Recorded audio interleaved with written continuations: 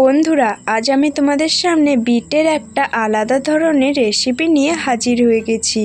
তো অনেকেই আছে যারা বিট খেতে পছন্দ করে না। আজকের এই রেসিপিটা তাদেরকে একবার বানিয়ে দিলে তারা কিন্তু সবাই চেয়েছে এই রেসিপিটা খেতে চাইবে। তো চলো বন্ধুরা, আজকের ভিডিওটা তোমাদের সঙ্গে শেয়ার করি। রেসিপিটার জন্য আমি এইদিকে নিয়েছি বিটগুলোকে আমি প্রথমে খোসা ছাড়িয়ে নিচ্ছি।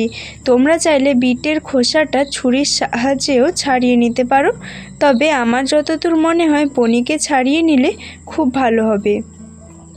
তো এইভাবেই কিন্তু বিটের খোসাটাকে খুব ভালোভাবে ছাড়িয়ে নিতে হবে। আর আমি যেহেতু আমার একার মতোই আজকে রেসিপিটা তৈরি করছি, তার জন্য আমি এখানে দুটো বিট নেব। তো এখন বিটের খোসাটাকে খুব ভালোভাবে ছাড়িয়ে নিয়েছি, আর বিটটাকে এইভাবে গোল গোল চাকার মতো করে কেটে নিচ্ছি। এইভাবে কিন্তু গোল গোল পাতলা পাতলা করে বিটটাকে কেটে নিতে হবে। এখন একটা পাত্রে আমি এইগুলোকে রেখে দিচ্ছি, আর কতটা পাতলা করে কেটেছি তোমরা বুঝতে পারছো। এইভাবেই কিন্তু আমি আর একটা বিটও কেটে নেব। তো এখন আমি আর একটা বিটও ঠিক আগের মতোই খোসা ছাড়িয়ে নিচ্ছি। তারপর আগের মতোই গোল গোল করে এই বিটটাকেও আমি কেটে নিচ্ছি। এইবারে আমি বিটটাকে খুব ভালোভাবে ধুয়ে পরিষ্কার করে নিয়ে চলে এসেছি। এদিকে কড়াইতে বেশ কিছুটা পরিমাণ জল দিয়ে তাতে এখন বিটগুলো দিয়ে দিচ্ছি। তো সবগুলো বিটই আমি এখানে দিয়ে দিলাম। এইবার এখানে দিয়ে দিতে হবে ঝালের জন্য 3টে কাঁচা লঙ্কা। তোমরা তোমাদের ঝাল অনুপাতে কাঁচা লঙ্কা দিয়ে দেবে। এইবার এখানে দিয়ে দিতে হবে স্বাদ মতো লবণ। লবণটা দিয়ে নাড়াচাড়া করে খুব ভালোভাবে মিশিয়ে নিতে হবে। তারপর মিডিয়াম আঁচে ঢাকনা দিয়ে এটাকে খুব ভালোভাবে সেদ্ধ করে নিতে হবে।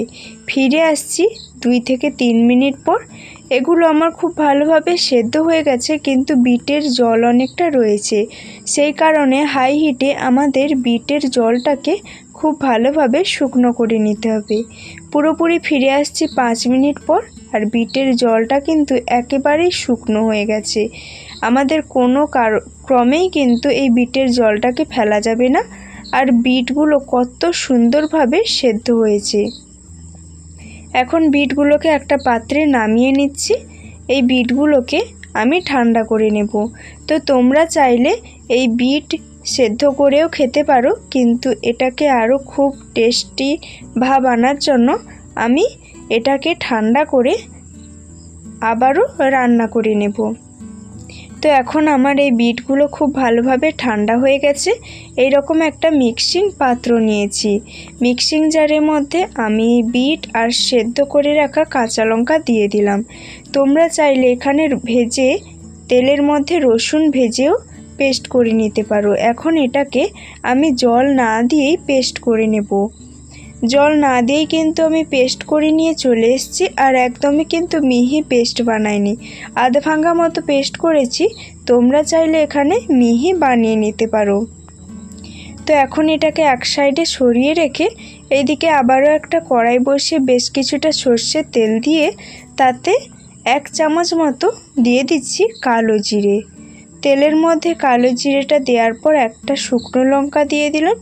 এখন কালো জিরে আর শুকনো লঙ্কাটাকে খুব ভালোভাবে একটু ভেজে নিতে হবে। তারপর এখানে বিট আর কাঁচা লঙ্কার পেস্টটা দিয়ে দিতে হবে। তো আমি এখানে পেস্টটা দিয়ে মিডিয়াম আঁচ করে খুব ভালোভাবে নাড়াচাড়া করে নিচ্ছি। খুব ভালোভাবে নাড়াচাড়া করার পর পাত্র ধুয়ে অল্প পরিমাণ জল দিলাম। অল্পই কিন্তু এখানে জল দিতে হবে। জল দিয়ে খুব ভালোভাবে নাড়াচাড়া করে আবারও মিশিয়ে নিতে হবে। আর ততক্ষণ এটাকে রান্না করতে হবে যতক্ষণ না এটা জেলির মতো একটা ভাব আসছে আর কড়াই থেকে ছেড়ে আসছে। ততক্ষণ মিডিয়াম আঁচে রান্না করে নিতে হবে। 2 মিনিট মতো রান্না করে এতে অল্প পরিমাণ লবণ দিয়ে দিলাম।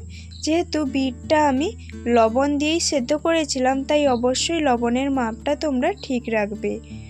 তো ওপর থেকে এবার কিছুটা পরিমাণ ধনেপাতা দিয়ে দিলাম। এখন নাড়াচাড়া করে এটাকে নামিয়ে নেব। তো রান্নাটা আমার কত তাড়াতাড়ি হয়ে গেল। আমি এটা নিরামিষভাবে করছি, তোমরা চাইলে আমিষভাবেও করতে পারো। এখন আমার রেসিপিটা পুরোপুরি তৈরি, আমি তোমাদের পরিবেশন করে দেখাবো। তো বন্ধুরা, তোমরা আমার ভিডিওটা ফেসবুক পেজ থেকে দেখলে অবশ্যই পুতুল ফ্যামিলির পেজটাকে ফলো করে লাইক কমেন্ট করে পাশে থাকবে। আর ইউটিউব থেকে দেখলে অনুরোধ থাকলো ভিডিওটা ভালো লাগলে লাইক করবে আর কমেন্টে জানাবে ভিডিওটা কেমন হয়েছে। তো অনেকেই আছে যারা বিট খেতে পছন্দ করে না, তাদেরকে আজকের মতোই আমার রেসিপিটা বানিয়ে দেওয়ার অনুরোধ থাকলো। আজকের ভিডিওটা এই পর্যন্ত, এখনকার মতো বিদায় নিচ্ছি।